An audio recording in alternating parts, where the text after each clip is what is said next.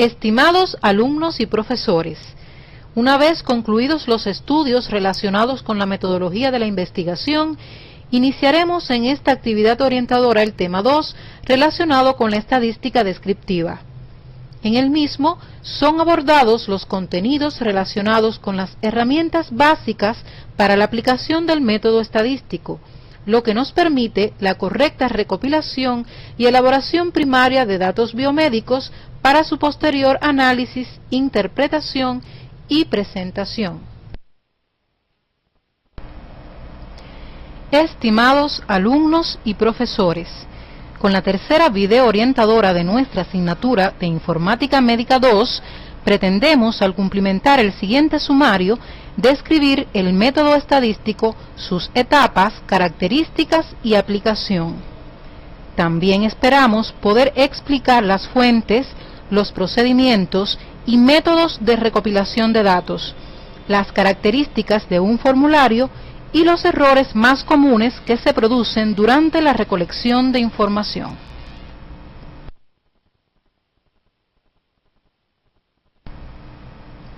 Para iniciar el estudio de los contenidos se requiere definir qué es la estadística. La estadística es la ciencia pura y aplicada constituida de técnicas y procedimientos adecuados para la recopilación, elaboración, análisis e interpretación de la información en estudio. También podemos decir que la estadística es la ciencia constituida de técnicas que permiten el estudio científico de los datos numéricos basados en fenómenos naturales.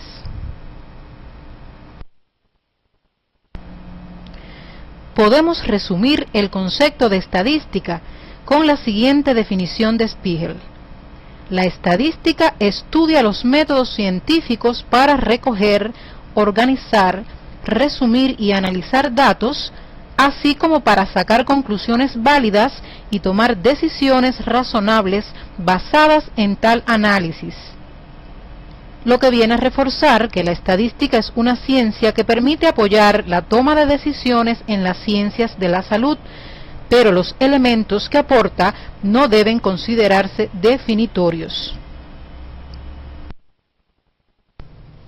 Debemos diferenciar entre los términos estadísticas en minúscula y plural, que se refiere a un conjunto de datos, mientras que el de estadística en mayúscula y singular se refiere a la ciencia encargada de las técnicas y procedimientos adecuados para la recopilación, elaboración, análisis e interpretación de la información en estudio. Es una ciencia de amplia aplicación en todos los campos del saber humano. La estadística se divide en dos ramas: la estadística descriptiva y la estadística inferencial. La estadística descriptiva está constituida por los métodos estadísticos destinados a la elaboración primaria de datos, o sea, que permiten la consolidación o resumen de la información y su posterior presentación. La estadística inferencial abarca los métodos para el análisis y elaboración de los datos con vistas a ayudar a la interpretación de los resultados y lograr su objetivo esencial, que es el de poder tomar decisiones con un mínimo de error. Veamos dos conceptos importantes que son de uso cotidiano en las ciencias de la salud. Universo, también conocido como población, se define en estadística como un conjunto de elementos capaces de tener una o varias características en común bien definidas, y por muestra a cualquier subconjunto de la población. Así, por ejemplo, el conjunto de madres de un estado y el conjunto de madres de un municipio cualquiera del mismo pueden constituir una población y muestra respectivamente. Estos términos son relativos, y a lo que en un momento se le denomina población puede ser una muestra en otro y viceversa. Así, si se analiza el ejemplo anterior, el grupo de madres de un estado será muestra del grupo de madres de todo el país, pero el grupo de madres de un municipio puede representar una población y el grupo de madres menores de 20 años de un municipio puede constituir una muestra.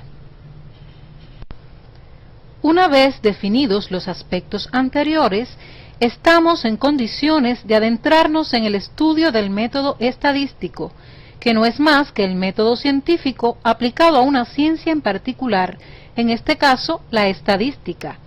Su aplicación se subdivide en 4 etapas: planificación de la investigación, que es similar a la etapa de planificación del método científico estudiada en el tema 1 de esta asignatura; recopilación de los datos, en la que profundizaremos en esta actividad; procesamiento de los datos recogidos, que estudiaremos en las próximas actividades orientadoras; y la etapa de análisis e interpretación, que será abordada en próximas actividades orientadoras. A su vez, la primera etapa de la aplicación del método estadístico consta de 4 subetapas que son: planteamiento del problema, búsqueda y evaluación de la información existente, formulación de hipótesis y verificación de las hipótesis. Estas subetapas de la planificación de la investigación son correspondientes a la aplicación del método científico al método estadístico, por lo que son muy similares a las ya estudiadas en el tema 1 de nuestra asignatura. Puede profundizar en estas etapas de planificación de la investigación en el CD de la asignatura. La etapa de recopilación de los datos la estudiaremos en esta actividad orientadora. Las etapas de procesamiento de los datos recogidos y de análisis e interpretación se estudiarán en próximas actividades orientadoras. La segunda etapa del método estadístico es la recopilación de los datos, que consiste, como su nombre lo indica, en la recogida de los datos para el desarrollo de nuestra investigación, lo que se logra a través de los métodos de la observación y la encuesta. Esta última puede dividirse en entrevista o cuestionario. El mecanismo utilizado por los investigadores durante la etapa de recopilación de los datos para recolectar y registrar los datos se denomina instrumento. Existen diferentes tipos de instrumentos, entre ellos los formularios, las pruebas psicológicas, las escalas de opinión y de actitudes, las listas u hojas de control y otros. En nuestra actividad orientadora profundizaremos en la confección y aplicación de los formularios. Durante el proceso de recopilación de los datos, un paso de primer orden lo constituye la adecuada clasificación de la fuente de recopilación de datos, del origen, del elemento que la produce. Las fuentes de información serán primarias o secundarias. En las primeras, los datos se obtienen directamente del elemento que las origina, por ejemplo, el resultado del interrogatorio o del examen físico de un paciente.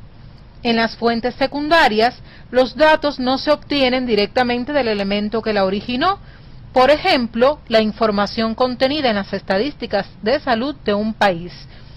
En la mayoría de los casos, los datos se obtienen de una fuente primaria. Esto se puede lograr a través de 2 métodos, la observación y la encuesta. La observación es el proceso perceptual mediante el cual se dirige o enfoca la atención sobre algún objeto o fenómeno, como ya vimos en el tema 1. Es el método clásico de la investigación científica y es el más objetivo. Pero no puede usarse siempre, ya que hay hechos que no están a la vista ni son deducibles y hechos que ocurrieron en épocas pasadas, y no puede utilizarse para conocer las manifestaciones subjetivas de los individuos, por ejemplo, el estado de ánimo. El método de la encuesta consiste en obtener la información de los sujetos de estudio proporcionada por ellos mismos sobre opiniones, actitudes o sugerencias. Hay 2 maneras de obtener la información por este método: la entrevista y el cuestionario. Se considera la entrevista como la comunicación interpersonal establecida entre el investigador y el sujeto de estudio a fin de obtener respuestas verbales a las interrogantes planteadas sobre el problema propuesto, utilizando un instrumento. Se estima que es más eficaz que el cuestionario, ya que permite obtener una información más completa. Es mucho más flexible. Aporta el lenguaje no verbal, los gestos. Se puede explicar el propósito del estudio y especificar claramente la información que necesita. Si hay una interpretación errónea de la pregunta, permite aclararla, asegurando una mejor respuesta. También podemos buscar la misma información a través de diferentes caminos, incluyendo la verificación de la autenticidad de la respuesta. La entrevista puede ser estructurada y no estructurada. La estructurada es aquella en la que se plantean las mismas preguntas y en el mismo orden a cada entrevistado. Deben escoger la respuesta entre 2, 3 o más alternativas que se les ofrecen. Por su parte, la entrevista no estructurada es más flexible y abierta. Su contenido, orden, profundidad y formulación se encuentran por entero en manos del entrevistador. La entrevista estructurada se caracteriza por estar totalmente estandarizada. Los comentarios introductorios y finales se formulan de la misma manera en todas las situaciones. Para orientar mejor la entrevista, se debe elaborar el instrumento de la misma, conocido por formulario, que contenga todas las preguntas. En este tipo de entrevista, el investigador tiene limitada libertad para formular preguntas independientes generadas por la interacción personal. Las ventajas que presenta este tipo de entrevistas son las siguientes. La información es más fácil de procesar, simplificando el análisis comparativo. El entrevistador no requiere de un entrenamiento exhaustivo en la técnica. Hay uniformidad en el tipo de información obtenida, por cuanto que el guión de entrevista marca la pauta a seguir y el entrevistador controla en orden. Puede ser aplicable a cualquier tipo de sujeto, incluyendo aquellos que no pueden responder por escrito. Pueden requerir menos tiempo. Pero también presenta desventajas, como por ejemplo, es difícil obtener información confidencial. Se limita la posibilidad de profundizar en un tema que emerja durante la entrevista. Las respuestas pueden no efectuarse con las propias palabras de los entrevistados. Los entrevistados pueden ser dirigidos y por tanto proporcionar información errada. La entrevista no estructurada es más flexible y abierta, pero debemos tener claro que los objetivos de la investigación rigen y deciden las preguntas. Su contenido, orden, profundidad y formulación se encuentran por entero en manos del entrevistador. El investigador, sobre la base del problema, los objetivos y las variables, elabora las preguntas antes de realizar la entrevista en un formulario, pero está en el derecho de modificar el orden, la forma de encauzar las preguntas o su formulación para adaptarlas a las diversas situaciones y características particulares de los sujetos de estudio. Este tipo de entrevista es muy útil en los estudios descriptivos y en las fases de exploración para el diseño del instrumento de recolección de datos. Es muy usada en los llamados ensayos previos. Las ventajas de la entrevista no estructurada son: es adaptable y susceptible de aplicarse a toda clase de sujetos en situaciones diversas.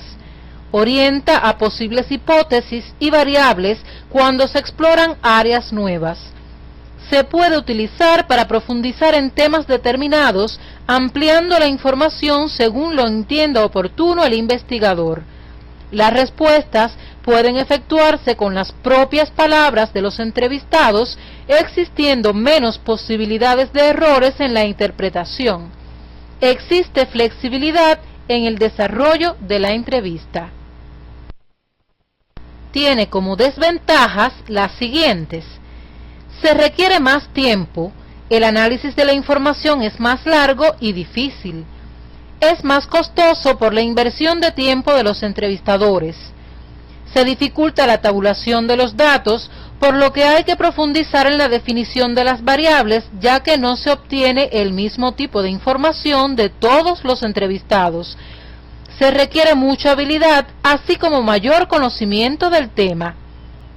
Aún con esas desventajas, y dada la utilidad de la entrevista en sus dos formas, todo investigador debe familiarizarse con su uso, ya que es probable que la aplique en cualquier tipo de estudio. Un ejemplo en la vida práctica lo constituye la entrevista clínica. Por su parte, el cuestionario es el método que utiliza un instrumento o formulario impreso destinado a obtener respuestas sobre el problema en estudio y que el investigado o consultado llena o responde por sí mismo. El cuestionario también puede ser definido como un conjunto de preguntas o ítems acerca de un problema determinado que constituye el objeto de la investigación y cuyas respuestas han de ser contestadas. Su utilización es aconsejable siempre que se pretenda conservar el anonimato de las fuentes, obtener un amplio abanico de información y confirmar y validar informaciones. El cuestionario puede aplicarse a grupos o individuos estando presente el investigador o el responsable de recoger la información. También puede enviarse a los destinatarios seleccionados en la muestra por correo postal, electrónico o por otro medio que se considere. Las ventajas del cuestionario son: su costo relativamente bajo, capacidad para proporcionar información sobre un número mayor de personas en un periodo de tiempo menor, la facilidad de obtener, cuantificar, tratar, analizar e interpretar los datos, información ceñida al objeto de investigación, poca ambigüedad y es útil para contrastar informaciones. Y sus desventajas son las siguientes: es poco flexible, la información no puede variar ni profundizarse. Si el cuestionario se envía por correo, se corre el riesgo de que no llegue al destinatario o no se obtenga respuesta de los encuestados. Resulta difícil obtener una tasa alta de completamiento del cuestionario. Pueden aparecer problemas asociados con el envío de los cuestionarios, como que no fuesen devueltos, los consultados pudieran evadir la respuesta a algunas preguntas o no darle importancia necesaria a las respuestas proporcionadas. Además, el cuestionario brinda información escueta que no permite el seguimiento, presenta un porcentaje bajo de respuestas y existen riesgos en la distribución. El formulario se utiliza para recopilar información. Es el instrumento que se emplea con mayor frecuencia en la recogida de datos. Recoge dos tipos de información: la correspondiente a los datos administrativos y la referida a los datos propios del estudio que se está llevando a cabo. Ejemplos de formulario son las historias clínicas y las hojas de cargo de la consulta. De la información acopiada dependerán los resultados de la investigación o estudio que se realiza, por lo que el formulario debe ser elaborado con especial interés y cuidado. ¿Cuáles son los componentes de un formulario? El título, instrucciones, identificación del encuestado y del formulario, el cuerpo del formulario que incluye áreas y o secciones y preguntas, las observaciones y la identificación del encuestador. El título debe responder a la siguiente pregunta: ¿a qué se refiere o qué es lo que contiene? Las instrucciones se refieren a las orientaciones que se brindan al consultado sobre cómo debe llenar el formulario. Este componente reviste especial importancia cuando se envía el cuestionario a distancia o si el que lo aplica no es el investigador. El formulario debe contener información escrita para su identificación como número consecutivo o no, fecha y lugar en que fue o será llenado. También es necesaria la identificación de la persona o unidad de estudio, cédula, nombre y otros datos que se consideren necesarios. Se debe tener en consideración que en ocasiones la investigación requiere el anonimato de los encuestados, como pueden ser las investigaciones relacionadas con las infecciones de transmisión sexual. El cuerpo del formulario está constituido por áreas y o secciones y las preguntas. El formulario generalmente se organiza en áreas o secciones, las que se ubican según un orden lógico, agrupando las preguntas por temas. Por ejemplo, es habitual iniciar el formulario con los datos generales del encuestado o fenómeno a investigar y continuar con las preguntas específicas de la investigación. Las preguntas se refieren a las variables que se medirán y en este acápite debemos considerar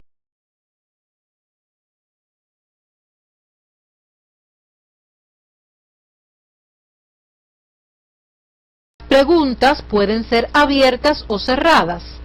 Las cerradas tienen varias respuestas posibles entre las que el encuestado o entrevistado deberá optar. Las alternativas de respuesta deben ser mutuamente excluyentes.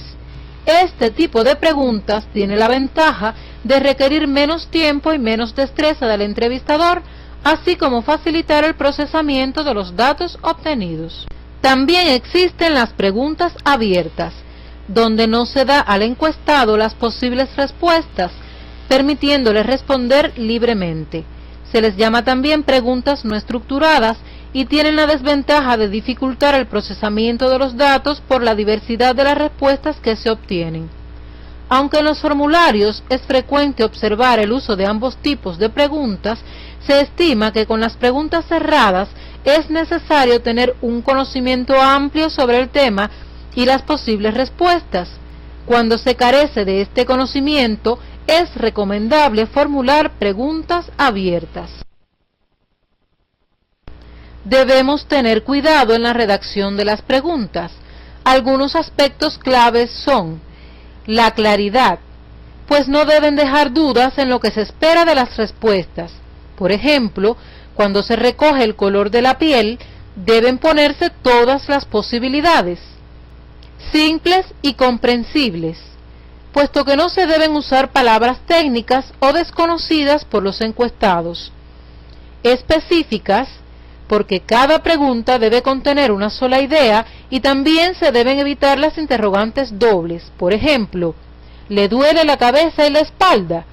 Si la respuesta es no, cabe preguntarse a qué aspecto de la interrogante está respondiendo la persona negativamente. Neutralidad e imparcialidad. Las preguntas deben formularse de una manera neutral. Se deben evitar las interrogantes positivas o negativas que induzcan o favorezcan una respuesta. Por ejemplo, ¿se opone usted a que su esposa trabaje fuera de la casa? ¿Qué opina sobre las mujeres que trabajan fuera de la casa? Como vemos, no se induce negativa ni positivamente la respuesta. Esta pregunta es abierta. No tendenciosas. Esto significa que no debemos sugerir que una respuesta es mejor que otra. Por ejemplo, ¿le molesta la luz del sol, verdad? Aunque no le moleste la luz, la tendencia del encuestado es a decir que sí, aunque no sea cierto. El número y el orden, así como la cantidad de preguntas, es otro elemento a considerar en los formularios. Las preguntas deben tener un orden de ubicación según las secciones o áreas del formulario. Conviene ubicar primero las preguntas simples y neutrales, y posteriormente las más difíciles y las de índole personal. Las iniciales deben ser fáciles de contestar y no despertar reacciones negativas en el encuestado. Por ejemplo, en un formulario sobre infecciones de transmisión sexual, comenzaremos preguntando datos muy generales como si vive en área urbana o rural, y nivel educacional. Y dejaremos para las preguntas finales de nuestra encuesta aquellas relacionadas con la conducta sexual del paciente. Respecto a la cantidad de preguntas a incluir en un formulario, no están determinadas, pero debemos tener en cuenta que si es muy extenso, puede que los encuestados no lo llenen y en caso contrario, que sea muy escueto, se corre el riesgo de no tener en cuenta todas las variables en estudio en su investigación. Por ello se recomienda realizar ensayos previos. El componente observaciones dentro del formulario aparece generalmente al final y permite al encuestado o al encuestador plasmar anotaciones no comprendidas en las secciones del formulario. Por último, resulta de utilidad conocer la identificación del encuestador, así como el registro de la fecha y el lugar donde se aplique o aplicará el formulario. Pasamos ahora a mencionar algunos métodos de recopilación de datos. Existen 3 métodos fundamentales para realizar la recopilación de los datos según la frecuencia: la encuesta, el censo y el registro. Estos métodos se diferencian entre sí no solo por la frecuencia de recogida, sino por el propósito de la investigación y la naturaleza de los datos a acopiar. Pueden profundizar en estos métodos en el CD de la asignatura en el tema correspondiente.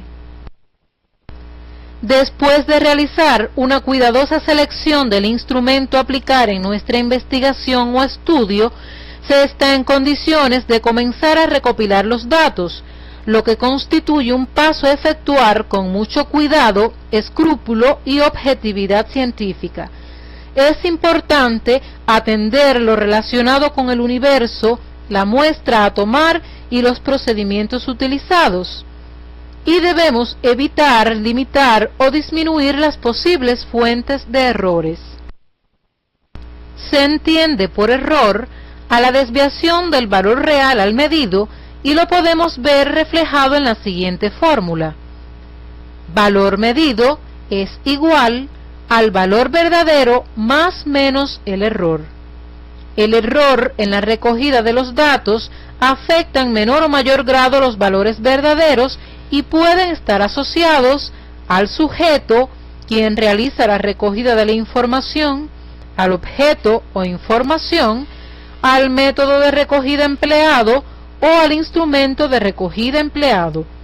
El error atribuible al individuo se conoce como sesgo. Los errores relacionados con el sujeto dependerán, entre otras cosas, de su preparación general y también específica sobre el trabajo que se va a realizar, así como de su capacidad. Pero no deben olvidarse aspectos subjetivos tales como las condiciones de trabajo o las condiciones físicas y mentales del individuo. En el caso del objeto, estarán relacionados con las condiciones en que se encuentra y también el momento seleccionado para efectuar la recogida. Los errores en la recogida de la información relacionados con el método y el instrumento tienen en cuenta la idoneidad del método y el instrumento de recogida, pues incluso los errores mencionados anteriormente pueden depender de él. Algunos autores hablan de los errores en la recopilación de datos mediante instrumentos de medición, los cuales también constituyen fuente de error, pero no es la única. El personal de la salud participa activamente en la recopilación de los datos, que se inicia desde que este personal entra en contacto con la comunidad. De la limpieza, escrupulosidad, objetividad y celo del profesional de la salud en la recogida de la información dependerá el futuro éxito de los estudios, investigaciones y los resultados que brindan las distintas instancias del nuevo sistema de salud que se está gestando en la República Bolivariana de Venezuela. Resumiendo, El método estadístico es la aplicación del método científico a la estadística y consta de 4 etapas: la planificación de la investigación, la recopilación de los datos, la elaboración de los datos recogidos y el análisis e interpretación. Según el origen de los datos, las fuentes de recopilación de datos se dividen en primarias y secundarias. La observación y la encuesta son los procedimientos de recopilación de datos y este último tiene 2 modalidades: la entrevista y el cuestionario. Durante la recopilación de datos pueden cometerse errores que afectan dichos valores y que pueden estar asociados al sujeto, al objeto, al método y al instrumento de recogida empleado. Los profesionales de la salud participan activamente en la recopilación de los datos y de la calidad del proceso dependerá el éxito de las investigaciones, los resultados de las mismas y la toma de oportunas y eficientes decisiones en la gestión de salud. Todo estudio o investigación genera un determinado volumen de datos que deben ser revisados, rectificados y procesados para su organización, consolidación y presentación. A este proceso se le llama procesamiento de los datos, que es la tercera etapa del método estadístico. Esta etapa consta de 3 procesos que son la organización, el resumen y por último la presentación.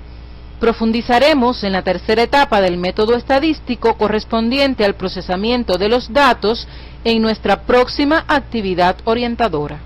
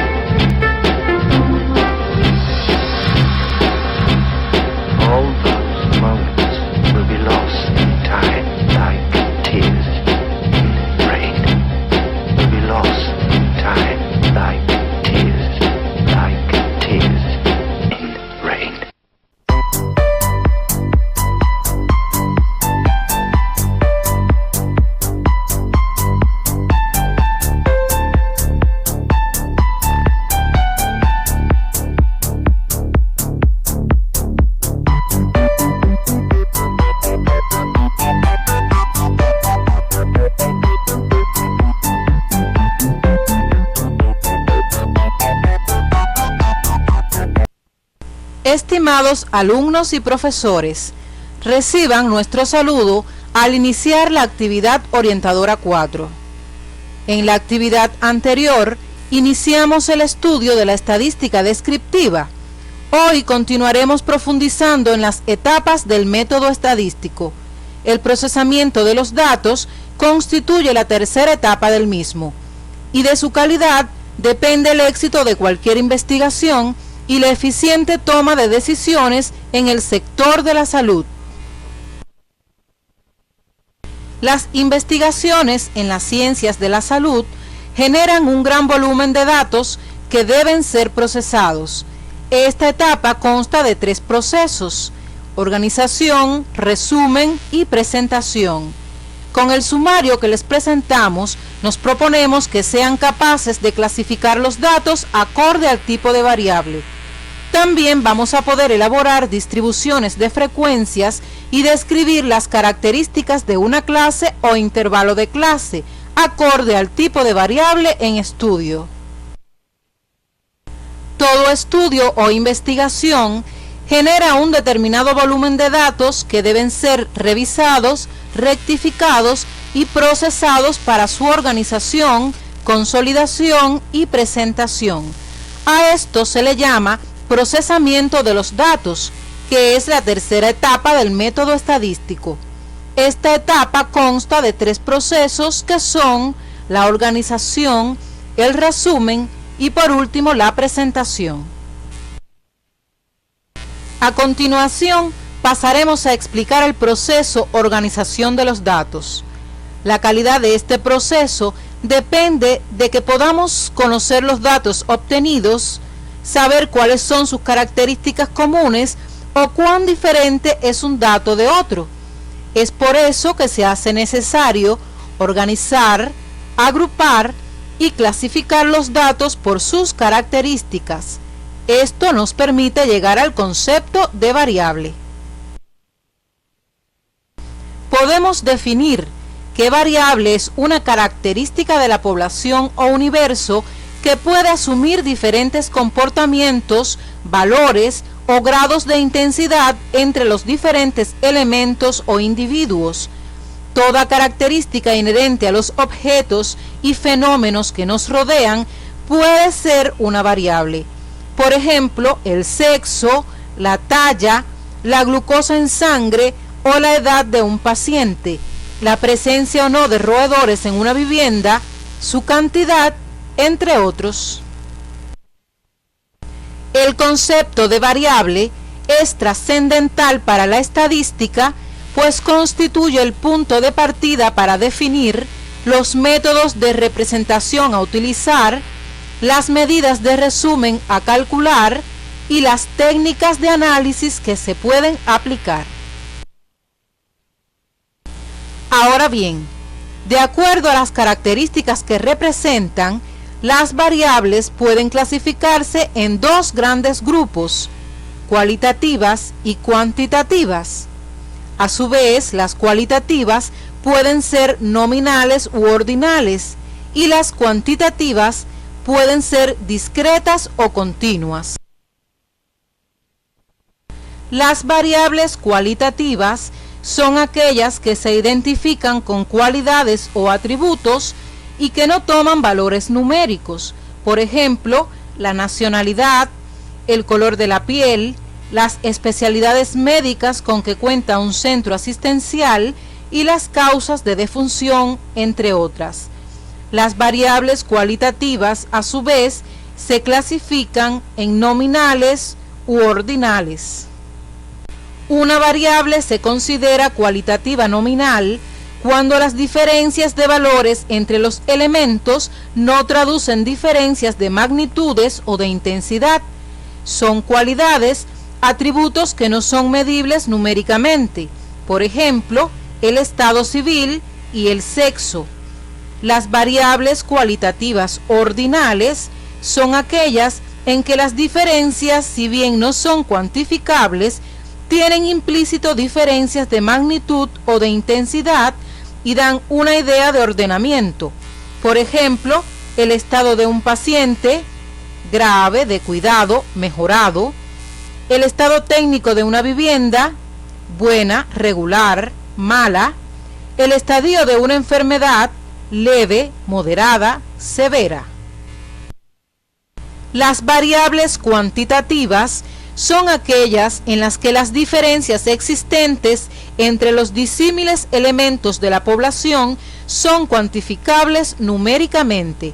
Por ejemplo, la edad, la talla, el peso, el número de camas de un hospital, el número de hijos de una familia. A su vez, las variables cuantitativas se subdividen en discretas o discontinuas y continuas.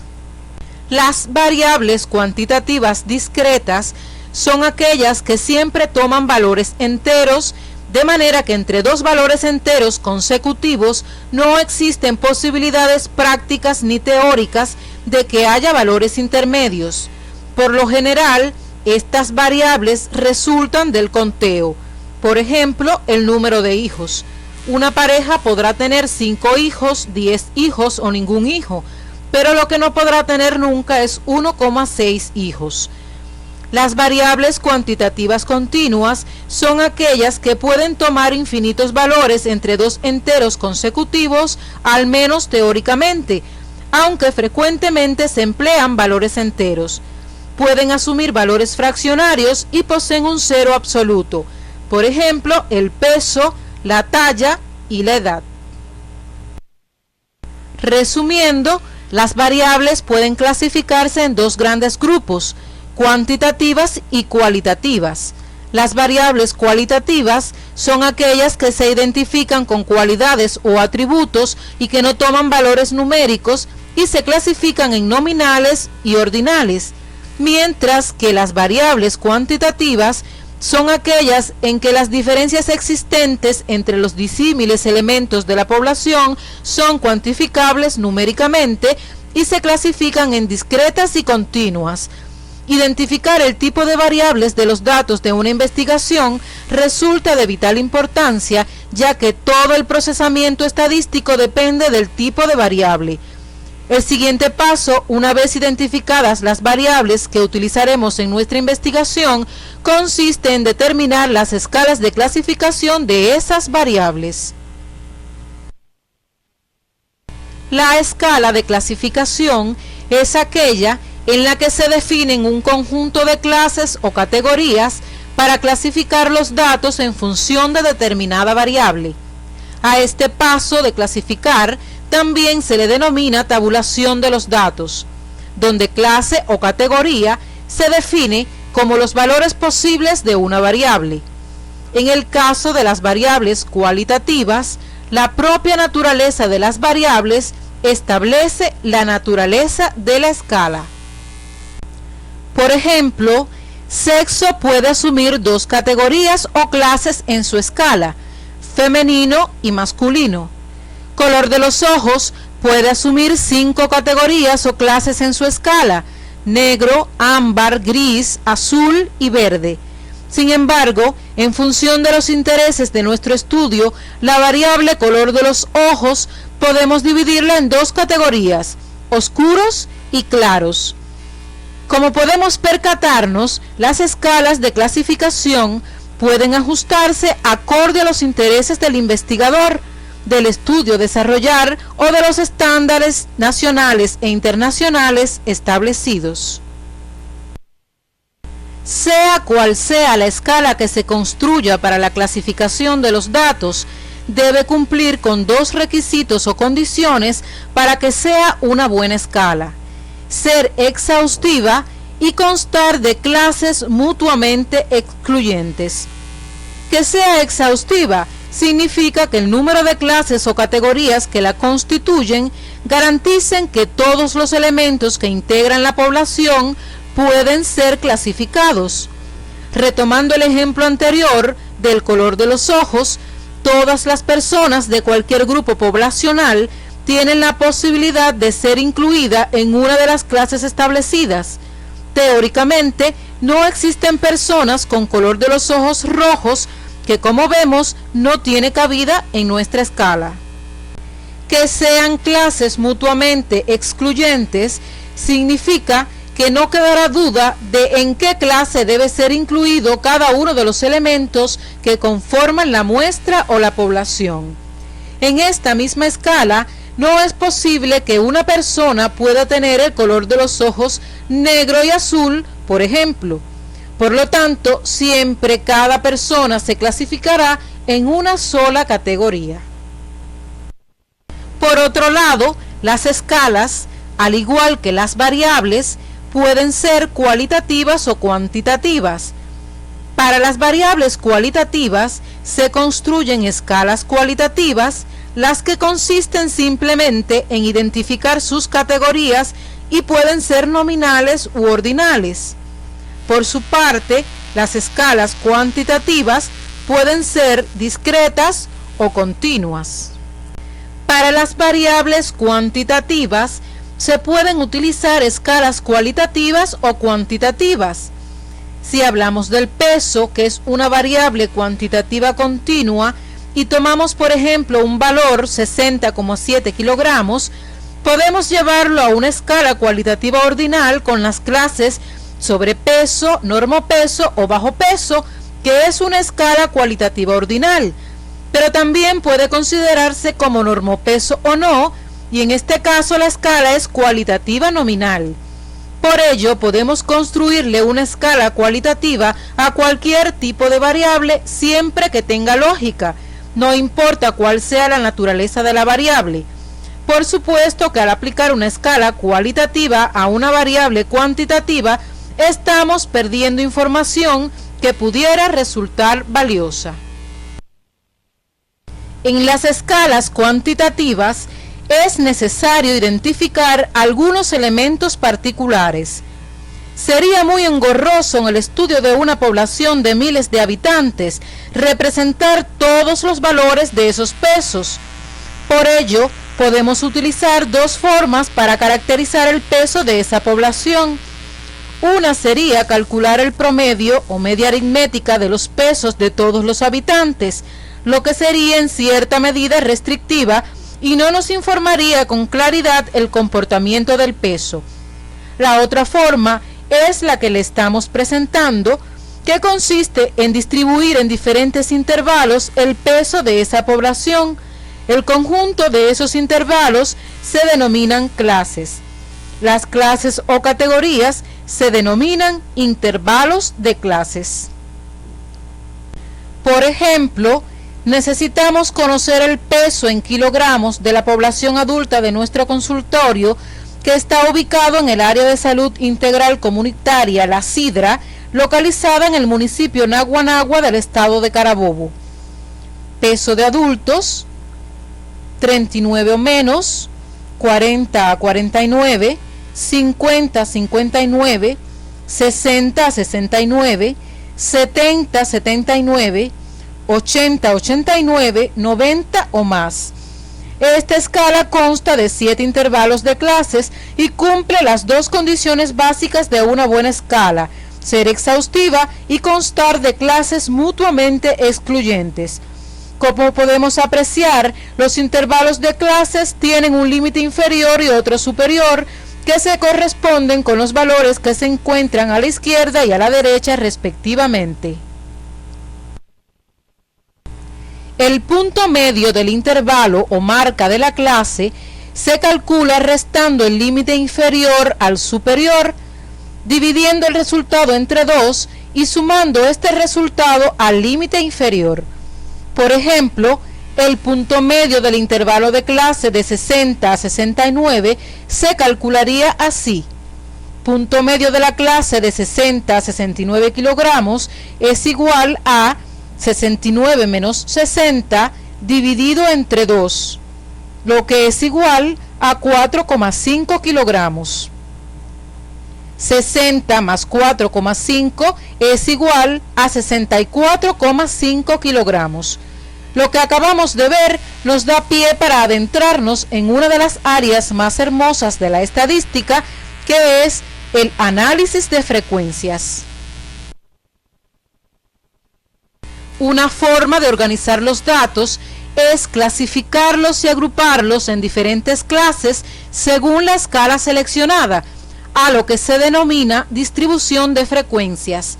Particularmente será importante cuando el conjunto de datos es grande. Confeccionar la distribución de frecuencias consistirá en definir las clases en que serán agrupados los datos, clasificarlos y, por último, calcular cuántos pertenecen a cada clase. Recordemos que una clase son los valores posibles de una variable. Por ejemplo, la variable estado civil puede asumir 5 categorías o clases en su escala: soltero, viudo, divorciado, acompañado y casado. Podemos apreciar la distribución de frecuencias para la variable estado civil, que es una variable cualitativa nominal. Por lo general, la primera columna se corresponde con la escala de clasificación de la variable. La elección de la escala de clasificación a utilizar depende en primer lugar del tipo de variable en estudio y además del manejo estadístico a la que se someterá la información. O sea, que el primer paso para elaborar una tabla de distribución de frecuencias es identificar el tipo de variable que se estudia, en este caso cualitativa nominal, y el segundo paso será definir las clases acorde a la escala seleccionada. En este ejemplo, las clases se corresponden con las categorías presentes. Después de definidas las clases o categorías, se procede a la ubicación de cada elemento en la clase que le corresponda. O sea, que el tercer paso para elaborar una distribución de frecuencias es distribuir cada elemento en la clase que le corresponde. Como pueden observar, tabulamos los datos con el método de los palotes. Ahora procedemos a contar el número de elementos en cada clase para conocer el número de ocurrencias en cada una de ellas, valor conocido como frecuencia absoluta de la clase. O sea, que el cuarto paso para elaborar una tabla de distribución de frecuencias es contar el número de elementos en cada clase. Frecuencia absoluta. Vale destacar que la suma de las frecuencias absolutas tiene que coincidir con el total de elementos bajo estudio.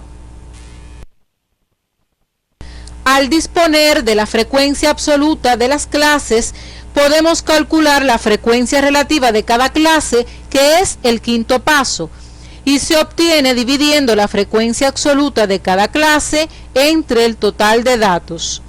Se representa como f sub r igual a f sub a entre total, donde f sub r es igual a la frecuencia relativa de la clase y f sub a es la frecuencia absoluta de la clase y total es el total de datos. Su resultado es el peso que tiene la clase respecto al total. Se diría aquí que el estado civil soltero tiene un peso de 0.20 sobre el total de datos, resultante de la división de 10 entre 50. Si multiplicamos por 100 la frecuencia relativa, obtendremos el porcentaje de solteros de este grupo de individuos, que es de 20%. El sexto paso consiste en la obtención de las frecuencias absolutas y relativas acumuladas, que no es de gran interés en la distribución de frecuencias para variables cualitativas. A continuación le ilustramos con un ejemplo.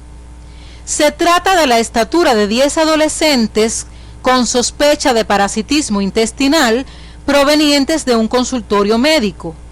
Aplicando el primer paso para elaborar una tabla de distribución de frecuencias, que es identificar el tipo de variable que se estudia, vemos que estamos ante una variable cuantitativa continua, que es la talla.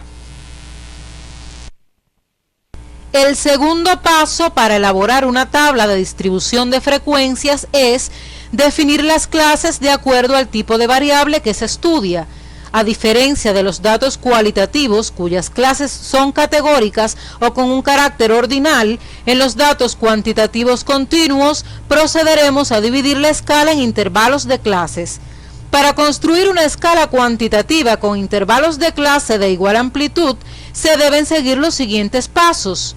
Determinar el recorrido de la serie, esto es 148 a 190. Para ello es imprescindible conocer el valor mínimo y el máximo que tiene la variable. En este caso son 148 centímetros y 190 centímetros respectivamente. Determinar el rango representado como R sub n. Esto se logra restándole al valor máximo de los datos el valor mínimo. Sustituyendo en la fórmula obtenemos que el rango es de 42 centímetros. Establecer el número de intervalos de clases deseadas. Este número depende del interés u objetivos del investigador y en muchos casos deben cumplirse los estándares internacionales. En nuestro ejemplo, seleccionamos 3 intervalos. Calcular la amplitud, representado con la letra A mayúscula, de los intervalos de clase. Para ello se divide el rango obtenido en el primer paso entre el número de intervalos fijado en el paso anterior. En nuestro ejemplo, el resultado de la amplitud del intervalo de clase calculado es de 14 centímetros, pero en caso de ser fraccionario, se recomienda aproximar al número entero más cercano. Delimitar los intervalos de clase. Para ello definimos al valor mínimo de los datos como el límite inferior de nuestra escala, que es 148 centímetros, representado como L sub I, y se le suma la amplitud de la clase, que es 14 centímetros. El valor resultante va a constituir el límite superior de nuestro primer intervalo de clase, que se representa como L sub S. Nuestro primer intervalo de clase sería 148 a 162 centímetros. Para obtener el límite inferior del segundo intervalo de clase, se le suma una unidad al límite superior del primer intervalo. 162, que es el límite superior de nuestro primer intervalo, más 1 es igual a 163 centímetros. Y se repite de igual forma el ciclo para encontrar los límites superior e inferior de cada intervalo de clase, obteniendo así por resultado los tres intervalos de clase. El primer intervalo de clase, que es desde 148 hasta 162 centímetros, el segundo intervalo de clase, que va desde 163 hasta 177 centímetros, y el tercer intervalo de clase, que recorre desde 178 hasta 192 centímetros. Hasta aquí los pasos necesarios para construir una escala cuantitativa con intervalos de clase de igual amplitud. Como podemos apreciar, nuestros resultados cumplen con las condiciones básicas de una buena escala de ser exhaustiva. Todos los datos pueden ser incluidos en algún intervalo de clase y de que sus clases sean mutuamente excluyentes, puesto que cada dato puede ser incluido en un único intervalo de clase. Pasamos ahora al tercer paso, que es distribuir cada elemento en la clase correspondiente. Para facilitar el conteo, ordenamos los datos. Como podemos ver, en el primer intervalo de clase caen 5 valores de la talla de los adolescentes estudiados. En el segundo intervalo de clase caen 3 valores de la talla, y en el tercer intervalo de clase caen 2 valores de la talla. Nuestro cuarto paso es contar el número de elementos en cada clase. Estos valores se corresponden con las frecuencias absolutas o F sub A de cada intervalo de clase. En la siguiente imagen se representa la tabla de distribución de frecuencias para datos cuantitativos continuos que corresponde a nuestro ejemplo. Podemos observar cómo los valores quedarán distribuidos en 3 intervalos de clase o clases con una amplitud de clase de 14 centímetros y que el total comprende a los 10 valores en estudio. El quinto paso consiste en calcular la frecuencia relativa. La frecuencia relativa de la clase se obtiene dividiendo la frecuencia absoluta de cada clase entre el total de datos. Se representa como F sub R igual a F sub A entre el total. Su resultado es el peso que tiene la clase respecto al total. Se diría aquí que el intervalo de clase de 148 centímetros a 162 centímetros tiene un peso de 0.5 sobre el total de datos, que es el resultado de dividir 5 entre 10. La suma de las frecuencias relativas de los intervalos tiene que tener como resultado la unidad, o sea 1. Si multiplicamos por 100 la frecuencia relativa, obtendremos el porcentaje de solteros de este grupo de individuos, que es de 50%. La suma de los porcentajes tiene que ser de 100%. El sexto paso consiste en calcular las frecuencias absolutas y relativas acumuladas. Veamos cómo obtenemos la frecuencia absoluta acumulada para cada intervalo de clase o clase.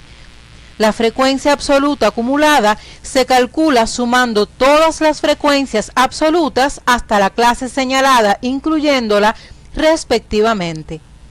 Forma de cálculo: la frecuencia absoluta acumulada del primer intervalo de clase C sub 1 es igual a la frecuencia absoluta del intervalo de clase C sub 1, lo que es igual a 5.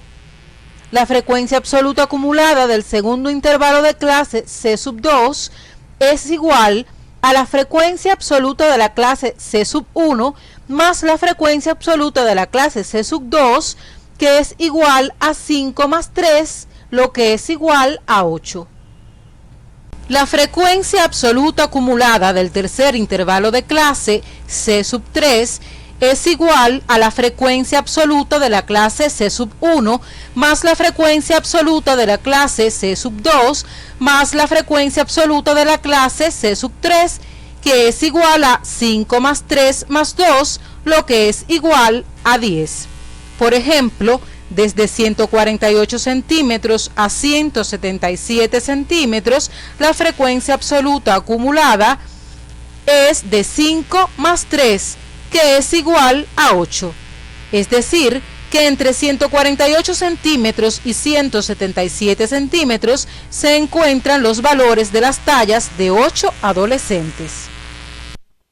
Veamos cómo obtenemos la frecuencia relativa acumulada para cada intervalo de clase o clase. La frecuencia relativa acumulada se calcula sumando todas las frecuencias relativas hasta la clase señalada, incluyéndola respectivamente. Forma de cálculo: frecuencia relativa acumulada del primer intervalo de clase C sub 1 es igual a la frecuencia relativa del intervalo de clase C sub 1, y esto es igual a 0.5. Frecuencia relativa acumulada del segundo intervalo de clase C sub 2 es igual a la frecuencia relativa de la clase C sub 1 más la frecuencia relativa de la clase C sub 2, lo que es igual a 0.5 más 0.3, que es igual a 0.8. La frecuencia relativa acumulada del tercer intervalo de clase C sub 3 es igual a la frecuencia relativa de la clase C sub 1 más la frecuencia relativa de la clase C sub 2 más la frecuencia relativa de la clase C sub 3, es igual a 0.5 más 0.3 más 0.2, que es igual a 1. Las frecuencias absolutas acumuladas y las frecuencias relativas acumuladas son muy utilizadas en las estadísticas de salud para conocer la actividad de los distintos servicios de las instituciones y poder comparar con iguales periodos de otros años y o de otras instituciones similares. Para elaborar una distribución de frecuencias para variables cuantitativas discretas, se requiere seguir los mismos pasos que para las variables cualitativas y cuantitativas continuas. Le sugerimos profundizar en la bibliografía correspondiente a este tema, que se encuentra en el CD de la asignatura. Resumiendo, los pasos a desarrollar para elaborar una distribución de frecuencias son: primer paso, identificar el tipo de variable que se estudia. Segundo paso, definir las clases acorde a la escala seleccionada. Tercer paso, distribuir cada elemento en la clase correspondiente. Cuarto paso, contar el número de elementos en cada clase, frecuencia absoluta. Quinto paso, calcular la frecuencia relativa. Multiplicando por 100 se obtiene el porcentaje. Sexto paso, calcular las frecuencias absolutas y relativas acumuladas. Queremos reiterar que en una distribución de frecuencias, el total de la suma de las frecuencias absolutas tiene que coincidir con el total de elementos bajo estudio. La suma de las frecuencias relativas debe ser igual a la unidad. Y si lo convertimos al porcentaje, su suma es 100%. En el campo de la medicina, el porcentaje es muy utilizado. En resumen, toda característica inherente a los objetos y fenómenos que nos rodean puede ser una variable que asumirá diferentes comportamientos, valores o grados de intensidad. Las variables cualitativas son aquellas que se identifican con cualidades o atributos y que no toman valores numéricos. Las variables cualitativas, a su vez, se clasifican en nominales y ordinales. Una variable se considera cualitativa nominal cuando las diferencias en cuanto a sus valores entre los elementos no traducen diferencias de magnitudes o de intensidad. Son cualidades, atributos que no son medibles numéricamente.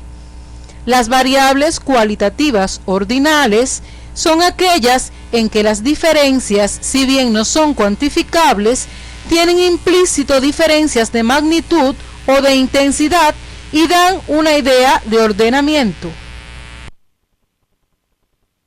Las variables cuantitativas son aquellas en las que las diferencias existentes entre los disímiles elementos de la población son cuantificables numéricamente. Por ejemplo, la edad, la talla, el peso, el número de camas de un hospital, el número de hijos de una familia. A su vez, las variables cuantitativas se dividen en discretas o discontinuas y continuas. Las variables cuantitativas discretas son aquellas que siempre toman valores enteros, de manera que entre dos valores enteros consecutivos no existen posibilidades prácticas ni teóricas de que haya valores intermedios. Por lo general, estas variables resultan del conteo. Sin embargo, las variables cuantitativas continuas son aquellas que pueden tomar infinitos valores entre dos enteros consecutivos, al menos teóricamente, aunque frecuentemente se emplean valores enteros. Pueden asumir valores fraccionarios. La escala de clasificación es aquella en la que se definen un conjunto de clases o categorías para clasificar los datos en función de determinada variable, donde clase o categoría se define como los valores posibles de una variable. Hasta aquí hemos visto aspectos relacionados con la organización y resumen de la información. En la próxima actividad orientadora vamos a continuar profundizando en estos aspectos y veremos cómo podemos representar los resultados de nuestras investigaciones por medio de tablas y gráficos.